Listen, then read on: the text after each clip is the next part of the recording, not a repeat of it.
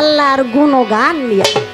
কিন্তু এখানে আপনার মনটারে আপনি বুঝাইতে পারলেন না, তার মধ্যে একটা মদন পাজিও আছে। হেডার হলেই আপনার সমস্যায় জর্জরিত বা হইতে পারতেছেন। অনেক বছর আগে আমাদের ওই মেঘনার এক সাত্তার বয়তে আসছিল, দুইজনে গানে গেছে এক পিসাব বাড়ি। তো সাত্তার বয়তে গিয়া পিসাবরে ভক্তি দিয়ে কইতাছে, বাবা কেমন আছেন? কেমন আছেন বাবা? কয় বাজান কইতারি না, খাসির মাথা কুত্তাই লয়ে গেছে। কয় বাজান এই তার কি কর, খাসির মাথা কুত্তাই লয়ে গেছে। কারে বেটা খাসির মাথা দিয়ে একটু ঘন্ট মন্ট করতাম, ডাইল ডুল রাইন্দা ভক্ত গো খাওয়াইতাম, সেই মাথা ডাত খা কুত্তাই লয়ে দূরে গেছে। মাথা লয়ে চিন্তায় বাসি, আমি কেমন আছি কেমনে কইতাম। আজকে ওই খাসির মাথা কুত্তাই লয়ে গেছে, পিসাবের কথা মনে হয়েছে ওনার এই কথাটা। ওনার মদন মাঝি বড় সমস্যা করছে, আবার মনটারে সে বুঝাইতে পারতেছে না, এই সমস্যার মধ্যেই সে জর্জরিত আছে। কথা সত্য। অতএব আমি বলি এটা এমনিতেই একটা মনের ভাব নিয়ে একটা গান রেখেছেন, কিন্তু এটা বন্দনার মধ্যে পড়ে। কথা সত্য।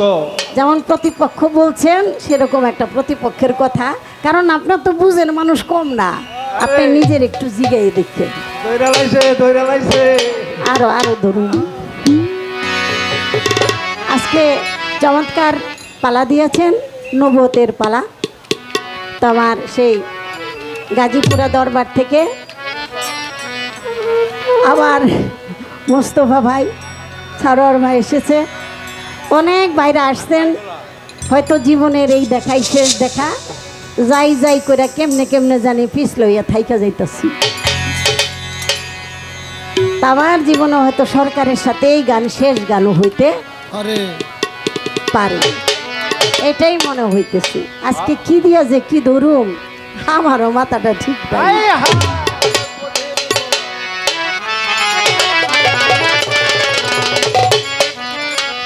এই নাই তো নাই তো বাবা, বাবা এটা নাই, এত পাশা পাল্টাইলেন তাও ঠিক হইল না। পাঁচ number. Hello hello hello, sound একটু বাড়ান, একটু বাড়ান, একটু বাড়ান। ওরা মায়ালোক মানুষটা দুর্বল তো। অর্ধেক।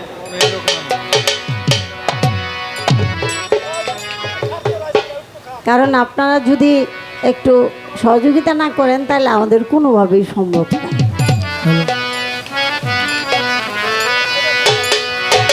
মাগবুলে খোদা